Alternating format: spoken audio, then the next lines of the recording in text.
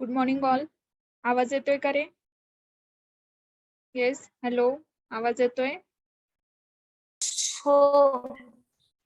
Okay, ठीक आहे. कालच्या लेक्चर मध्ये आपण रिन्युएबल एनर्जी मधल्या हायड्रो एनर्जी बघितलेली, त्याच्यानंतर वाइंड एनर्जी हे दोन टाइप्स बघितले होते, ऍज वेल एज सोलर एनर्जी हे पण बघितलं होतं. तर हे कोणते आहेत? तर रिन्युएबल रिसोर्स आहे. रिन्युएबल रिसोर्स मध्ये काय काय आहे? सोलर एनर्जी आहे, वाइंड एनर्जी आहे, हायड्रोस एनर्जी आहे, बायो एनर्जी आहे किंवा जिओथर्मल एनर्जी आहे. आज आपण जिओथर्मल एनर्जी याच्या रिलेटेड बघणार आहोत. जिओथर्मल एनर्जी काय असते सांगितलं याच्या पाठीमागे मी. What is meaning of geothermal?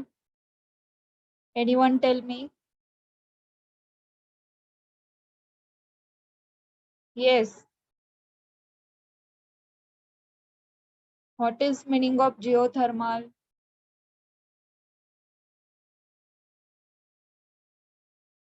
First line आहे बघा, सांगा पटपट.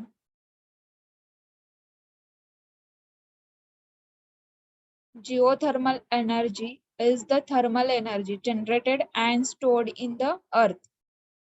ठीक आहे, अर्थ थ्रू जी एनर्जी स्टोर होते किंवा जनरेट होते त्याला काय बोललं जातं? तर जिओथर्मल एनर्जी. लक्षात येते का जिओथर्मल एनर्जी कशाला म्हणतात? Geothermal energy is the thermal energy generated and stored in the earth.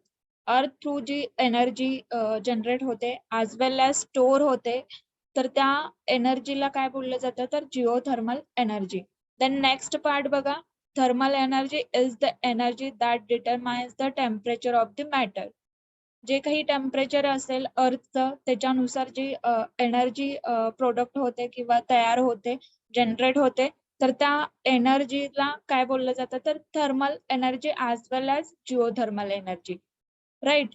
Then बघा next point, the geothermal energy of the earth crust organisms from the original formation of the planet and from radioactivity decay of the minerals. आता काय दिलंय हे?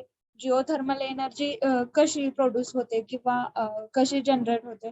तर basically जो आपला पृथ्वीचा पृष्ठभाग आहे तर त्याच्या म्हणजे त्याच्या खाली औष्णिक ऊर्जा असं म्हटलं जातं.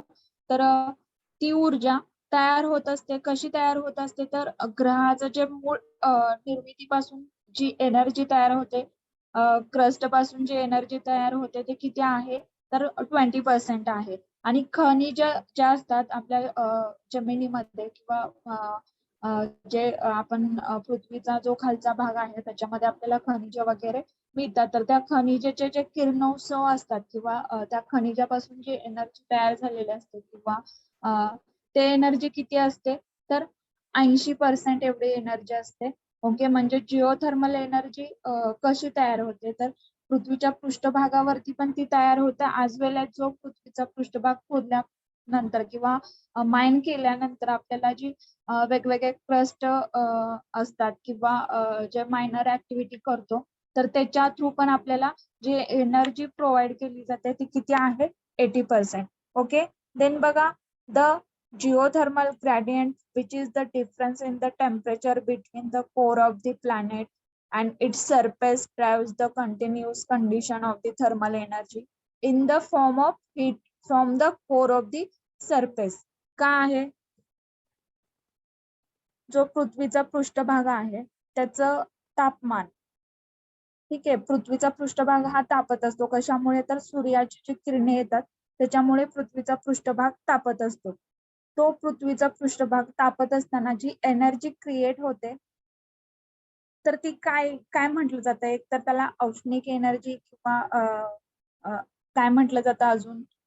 सूर्यापासून जी किरणोत्सवाची जी एनर्जी मिळते त्यांनी जी जमीन तापली जाते त्याला औष्णिक एनर्जी असं पण म्हटलं जातं. ठीक आहे. तर त्याच्यानंतर जी पृथ्वीचा पृष्ठभाग आहे आणि त्याच्या खालचा जो भाग आहे, सखोल भाग आहे, बघा त्याच्यामध्ये आपल्याला लाव्हारस वगैरे बघायला मिळतं. म्हणजे हे आता नाही आपल्याला जास्त करून दिसत, पण लाव्हारस असेल किंवा वेगवेगळे खनिज जे असतात त्याचं स्फोटक वगैरे तयार होतं. तर अशा एनर्जी आपल्याला कुठे बघायला मिळतात, तर जमिनीच्या खूप खालच्या भागामध्ये अशा जे गोष्टी घडतात त्या आपल्याला कधी ज्यावेळेस त्याचं स्फोटक तयार होतं त्यावेळेस आपल्याला तो लाव्हारस वगैरे बाहेर आलेला दिसतो. तर हे काय आहे, एक औष्णिक ऊर्जा आहे किंवा जिओथर्मलचा एक पार्ट आहे. ओके, ठीक आहे. रिसोर्स ऑफ जिओथर्मल एनर्जी कोणते रिसोर्स आहेत, जे आता मी सांगितलं की जे ग्राउंड अंडरग्राउंड खूप म्हणजे खोलवरती जो पार्ट आहे त्याच्या थ्रू आपल्याला हॉट वॉटर पण बघायला मिळतं, म्हणजे गरम पाण्याचे झरे असतील किंवा रॉक्स असतील, हॉट रॉक्स म्हणजे जसं आपल्याला तो लाव्हारस किंवा त्या औष्णिक ऊर्जा आपल्याला बाहेर पडते अर्थ मधून. तर हा जो पार्ट आहे तो काय आहे, जिओथर्मलचा रिसोर्स आहे किंवा हे मेन पार्ट आहेत की जी एनर्जी किंवा आपल्याला जी उष्णता तयार होते किंवा जिओथर्मल एनर्जी तयार होते ती ह्याच्या थ्रू तयार होते अंडरग्राउंडची. आणि पृष्ठभागावरची जी एनर्जी आहे किंवा त्याचा वापर आपण कसा करू शकतो किंवा ती तयार कशी होते, तर सूर्यकिरणापासून ती तयार होते. ठीक आहे, एवढं समजलं तुम्हाला जिओथर्मल एनर्जी काय आहे किंवा त्याचे रिसोर्स काय आहेत आणि ही कशामध्ये येते, रिन्युएबल एनर्जी मध्ये येते जिओथर्मल एनर्जी. राईट आहे का रिन्युएबल एनर्जी?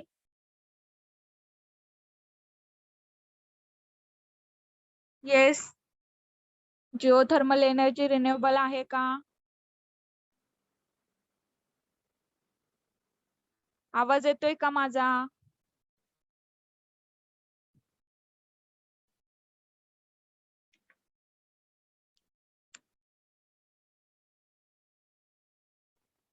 अरे आवाज येतोय का? हॅलो. येस मॅम येतोय. मग काहीतरी सांगा, समजलं का तुम्हाला geothermal energy? Yes ma'am. Yes madam. Okay, next part बघा कोणता आहे, नॉन रिन्युएबल रिसोर्सेस. आता आपण जे बघितले 4 टाइपचे रिसोर्सेस ते काय होते, रिन्युएबल रिसोर्सेस होते. आणि आता नेक्स्ट पार्ट जो आहे तो काय आहे, नॉन रिन्युएबल रिसोर्सेस. आता नॉन रिन्युएबल रिसोर्स म्हणजे काय असतं, तर जे रिसोर्स अवेलेबल आहेत आणि ते आपल्याला डबल यूज करता येत नाहीयेत किंवा आपण त्याचा डबल यूज नाही करत, असे रिसोर्स कोणते कोणते आहेत, तर ऑइल आहे, नॅचरल गॅस आहे, कॉल आहे किंवा न्यूक्लिअर रिसोर्स आहेत. तर अशा वेगवेगळे रिसोर्स जे आहेत ते काय आहेत, नॉन रिन्युएबल रिसोर्स. आता ऑइल हे बघा, लिक्विड ऑइल मध्ये काय काय असतं, तर पेट्रोल असेल, डिझेल असेल. तर हे जे फॉसिल फ्यूल आहेत तर ते काय आहेत, तर नॉन रिन्युएबल मध्ये आहेत. कारण आपण पेट्रोलचा जर एकदा यूज केला आणि ते नंतर यूज करायचं म्हटलं तर ते आपण करू शकतोय का, नाही. एकदा यूज केल्यानंतर ते संपून जाते किंवा आपल्याला ते नंतर यूज करता येत नाही. ओके, नंतर आपल्याला दुसरंच पेट्रोल घ्यायला लागतं आणि त्याच्या थ्रू आपण जे काही आपले सोर्स असतील, गाड्या असतील, आपण चालवू शकतो. ठीक आहे, म्हणजे आपण जास्त करून पेट्रोल डिझेलचा वापर आपण गाड्यांसाठी करत असतोय. वाहने असतील वेगवेगळ्या टाईपचे तर त्याच्यासाठी करत असतोय. तर हे कशामध्ये येते, तर नॉन रिन्युएबल रिसोर्स मध्ये. ठीक आहे, liquid petroleum crust oil is only non renewable resource in platform. जे काही आपला नॉन रिन्युएबल रिसोर्स आहे तो कोणता आहे, तर लिक्विड म्हणजे पेट्रोल, क्रस्ट ऑइल असेल, क्रूड ऑइल असेल, देन याच्यामध्ये अजून येईल पेट्रोल डिझेल. तर हा पार्ट कशामध्ये आहे, नॉन रिन्युएबल मध्ये, म्हणजे हे पुन्हा तयार होत नाहीयेत, त्याला म्हणून नॉन रिन्युएबल रिसोर्स असं म्हटलेलं आहे. देन बघा, fossil that is being used faster than new research are discovered. The oil supply may only last through the middle of this century. ठीक आहे, जे फॉसिल फ्यूल आहेत ते आपण यूज करत असतो तर ते faster than new research are discovered. जे काही फॉसिल फ्यूल आहेत, जे काही नॅचरल गॅस अवेलेबल आहेत किंवा जे इंधने अवेलेबल आहेत, तर त्याचा वापर केल्यानंतर ते संपून जातात आणि त्याचं जे म्हणजे वापर करण्याची पद्धत आहे किंवा ते खूप, म्हणजे आता बघा, पेट्रोलचं एक फॉर एक्झाम्पल तुम्हाला माहित आहे की काही गाड्यांना पेट्रोल जास्त प्रमाणात लागतं, म्हणजे त्याचा ऍव्हरेज जसं असेल तसं ते पेट्रोल लागतं. म्हणजे समजा एखाद्या गाडीचं ऍव्हरेज 60 आहे, तर त्याला एका लिटर मध्ये ते 60 किलोमीटर जाते, तर त्याला 60 किलोमीटर पर्यंत 1 लिटर पुरते. तर एखाद्या गाडीचा ऍव्हरेज असू शकतं 30 किलोमीटर जाऊ शकते एका लिटर मध्ये. तर असं काय होतंय की प्रत्येक गाड्यांना किंवा प्रत्येक ह्याला जी ऑइल लागते किंवा जी काही आपले पेट्रोल डिझेल लागतंय, तर त्याचा वेगवेगळ्या गाड्यांशी वेगवेगळा म्हणजे हे असू शकतं की किती वेळ जाते ती गाडी, किती किलोमीटर जाते किंवा म्हणजे त्या गाड्यांवर डिपेंड आहे की ती जो काही पेट्रोल असेल तो किती तास किंवा किती किलोमीटर गेल्यानंतर ते संपून जाते. ठीक आहे. तर ते संपल्यानंतर आपल्याला पुन्हा काय करायला लागतं, त्या वेळेमध्ये दुसरं पेट्रोल भरायला लागतं. म्हणजे आपण तिथे काय करतोय, नवीनच पेट्रोल त्याच्यामध्ये ऍड करतोय. आपल्याला जे पेट्रोल अगोदर होतं ते आपण डबल यूज करू शकत नाही. ठीक आहे. म्हणून हा पार्ट जो आहे ऑइलचा तो नॉन रिन्युएबल रिसोर्स मध्ये आहे. Industrial nation with US far in the lead are the biggest consumer of the crude oil. जे काही इंडस्ट्रियल नेशन्स असतील, US मध्ये असेल, तर बिगेस्ट कंझ्युमर आहेत असे ऑइल खरेदी करण्याचे. नंतर बघा गॅस ऑनलाईन, नंतर हिटिंग ऑइल असेल, डिझेल फ्ल्यू, म्हणजे हे वेगवेगळे पार्ट आहेत ऑइलचे.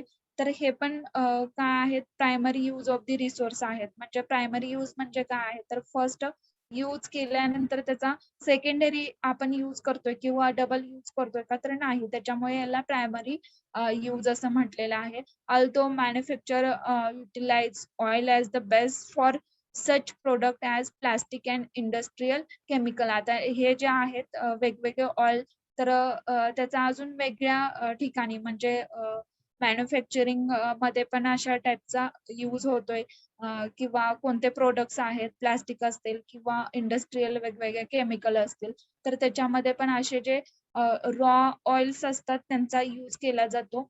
तर हे पण नेहमी काय आहे, तर जो काही ऑइलचा पार्ट आहे तो काय आहे, तर पूर्ण नॉन रिन्युएबल रिसोर्स आहे. ठीक आहे. एवढं लक्षात ठेवा. नॉन रिन्युएबल रिसोर्स मध्ये काय विचारलं गेलं, तर तुम्हाला एकतर रिन्युएबल रिसोर्स आणि नॉन रिन्युएबल रिसोर्स हे मिक्स करून विचारलं जाईल आणि त्याच्यातले कोणते रिन्युएबल रिसोर्स आहेत, कोणते नॉन रिन्युएबल रिसोर्स आहे, हे तुम्हाला फाइंड करायला लागेल. ठीक आहे. ऑइल हा आपला काय आहे, non renewable resource. Then next natural gas. आता नॅचरल गॅस कोणत्या आहेत किंवा काय म्हणजे आपण घरामध्ये यूज करत असतो किंवा गाड्यांमध्ये गॅसेस असतात. तर असे गॅसेस आपण काय करत असतो तेच दिले बघा इथे, की natural gas is fossil few formed when layers of burnt plants, gases and animal are exposed in intense heat and pressure over thousands of years. खूप म्हणजे वर्षापूर्वीपासून जे काही कुजलेले वनस्पती असतील किंवा ॲनिमल्स म्हणजे जो ॲनिमलचा डेड झाल्यानंतर ती जे ॲनिमलची बॉडी असते त्याच्यापासून पण असे गॅसेस तयार होतात. इव्हनली जे नॅचरली गॅसेस अवेलेबल असतात, आता आपण HP चा वगैरे गॅस बघत असतो, तर तो सिलेंडर मध्ये भरून दिलेला असतो. तर ह्याचं काय होतंय किंवा हे जे गॅसेस आहेत ते आपण नॉन रिन्युएबल मध्ये का दिलेले आहेत, तर आपण गॅस हा एकदा वापरल्यानंतर आपण डबल वापरू शकतो का, तर नाही. आता सौर ऊर्जा थ्रू जे गॅस निर्माण केला जातो, तर त्याचा वापर पण सेम आहे की जरी आपण रोज तो निर्माण करत असेल, फ्रीली अवेलेबल असते, पण आपण ते एकदा वापरल्यानंतर आपल्याला डबल ते वापरामध्ये येत नाही. म्हणजे हे जे फॉसिल फ्यू जे गॅसेस रिलेटेड आहेत ते पण सगळे काय आहेत, तर नॉन रिन्युएबल रिसोर्स आहेत. ठीक आहे. The energy that the plant originally obtain from the sun is stored in the form of the chemical bonds in the natural gas. जे काही प्लांट्स असतील, तर ह्याचा पण जो डेड पार्ट असतो प्लांटचा असेल किंवा ॲनिमलचा असेल, तर अशा ह्याच्यामधून पण काय होतं, तर एक नॅचरली केमिकल बाउंड सारखा गॅस तयार होत असतो किंवा म्हणजे वेगवेगळ्या टाईपचे जसे आपल्याला परफ्यूम मिळत असतात, तर परफ्यूम काय एकाच टाईपचे असतात का, तर नसतात. वेगवेगळ्या टाईपचे परफ्यूम असतात. तसेच आपल्याला जे गॅसेस असतात ते वेगवेगळ्या म्हणजे सोर्स मधून मिळालेले असतात. आता तुम्हाला एक इमेज दिलेली आहे, तर इमेज मध्ये काय दिसतंय, तर एक म्हणजे अशी मशीन दिसते आणि त्या मशीन कुठे आहे तर जो काही समुद्र असेल, पाणी असेल त्याच्यावरती ती मशीन आहे आणि त्याच्या थ्रू काय करत आहे तर नॅचरल गॅस ही मशीन तयार करत आहे किंवा ती जी गॅसेस तयार करण्याची ऍक्टिव्हिटी आहे ते त्याच्यामध्ये दाखवलेलं आहे. ठीक आहे. देन बघा it is primary compose the methane but contain ethane propane and butane as well. म्हणजे हे जे कंपोस्ट असतील ते काय आहे मिथेन असेल, ethane, propane, Boston as well. म्हणजे हे जे वेगवेगळ्या टाईपचे गॅसेस आहेत ते इथे इन्क्लूड दिलेले आहेत किंवा प्रायमरी बेस आहेत. ठीक आहे. Once drill extract natural gas processing plants remove the propane and butane from the liquefied petroleum gases. जसं आपलं LPG सांगितलं किंवा HP गॅसेस असेल तर असे वेगवेगळे जे गॅसेस आपल्याला अवेलेबल आहेत तर अशा गॅसचा म्हणजे जो काही यूज आहे किंवा ते किती प्रमाणात म्हणजे आपल्याला मिळतात. आता समजा बघा गॅस एका सिलेंडर मध्ये किती येतोय किंवा त्याचा यूज कसा होतोय. तो एकदा यूज केल्यानंतर एकदा बंद झाल्यानंतर पुन्हा आपल्याला यूज मध्ये येतोय का तर नाही. असे वेगवेगळ्या इंडस्ट्रीज आहेत ते पण अशा गॅसेस तयार करतात. म्हणजे लिक्विफाईड मध्ये ते गॅसेस असतात आणि आपल्याला म्हणजे बघतो आपण काही जास्त करून गॅसेस असे गॅसच्या टाक्या वगैरे ओपन करून बघितल्या नाहीये. त्यामुळे आपल्याला तो एक्झॅक्ट कसा आहे गॅस हे माहित नाहीये. पण तो काय आहे लिक्विड टाईप गॅस असतो. ठीक आहे. जो आपला LPG असेल किंवा HP गॅस असेल तर तो आपण अशा प्रकारे असतो आणि असा यूज केला जातो. ठीक आहे. देन बघा according to the current statistics and volume of world reserve the supply natural gas should last another century. जे काही आता आपल्याला गॅसेस अवेलेबल आहेत किंवा खूप दिवसापासून अवेलेबल आहेत तर ह्या गॅसेसचं जे सप्लाय होतंय ते आपल्याला म्हणजे व्यवस्थितरित्या पुरतंय का किंवा आपल्यापर्यंत जे गॅसेस येतात ते किती वेळ म्हणजे आपल्याला जातंय. समजा बघा काही ठिकाणी तर असं झालेलं आहे की पूर्ण लोक काय करायला लागलेला आहे गॅसेसचा यूज करायला लागलेला आहे आणि त्याच्यामुळे त्याचे रेट पण वाढत चाललेले आहेत का तर त्याची जी आपल्याला गरज आहे ते वाढू लागलेले आहे आणि ते नॅचरली जे अवेलेबल होत आहे ते कमी स्वरूपात होत आहे. ठीक आहे. त्याच्यामुळे काय होतंय त्याचं जी प्रोसेसिंग असेल किंवा त्याची जी ऑल प्रक्रिया होत गॅस तयार करत असताना तर त्याची व्हॅल्यूम पण वाढत चाललेली आहे. त्यामुळे आपण जे असे गॅसेस आपण यूज करतो ते कमी प्रमाणात केले पाहिजेत जेणेकरून आपली जी अर्थव्यवस्था आहे ते व्यवस्थित राहील. अर्थव्यवस्थेमध्ये काय तर आपली जी पूर्ण व्हॅल्यू जी वाढते गॅसची व्हॅल्यू असेल पेट्रोल डिझेलची जी व्हॅल्यू असेल त्यांनी काय होतं तर अर्थव्यवस्थेला कुठे ना कुठे प्रॉब्लेम येत असतो. म्हणजे हा पार्ट आपण याच्यामध्येच येतो. जे काही आपले रिन्युएबल नॉन रिन्युएबल रिसोर्स आहेत रिन्युएबल रिसोर्स मध्ये काय होतं तर ते पुन्हा तयार होतात पण नॉन रिन्युएबल एकदा यूज केल्यानंतर ते पुन्हा आपल्याला यूज मध्ये येत नाहीये. त्याच्यामुळे जे असे गॅसेस असतील फॉसिल फ्युल असेल तर आपण त्याचा कमी प्रमाणात वापर केला पाहिजे. आपली नीड भागून अजून पुढच्यांसाठी पण त्याची गरज भागली पाहिजे अशा टाईप मध्ये आपण त्याचा यूज केला पाहिजे. ठीक आहे. नेक्स्ट बघा कॉईल असेल. आता याच्यामध्ये हा पण काय आहे तर नॉन रिन्युएबल रिसोर्स आहे की जास्त करून कॉईल आपल्याला कुठे यूज केला जातो तर जे काही म्हणजे रेलगाड्या असतात त्याच्यामध्ये पण हा कॉईल असतो. म्हणजे त्याच्या थ्रू पण एनर्जी प्रोव्हाइड केली जाते किंवा प्रायमरी रिसोर्स म्हटलं तरी चालेल हा कॉईल आणि हे पण खूप वर्षापासून चालू आहे. बट जास्त करून आता ज्या काही म्हणजे ट्रेन असतील किंवा रेल्वे असतील तर त्याच्यामध्ये अशा टाईपचे कोश असतात आणि त्याच्या थ्रू काय करत असतात ते ट्रेन रनिंग होत असतात. ठीक आहे. तर हे कोळसे कसे तयार होत आहेत बघा.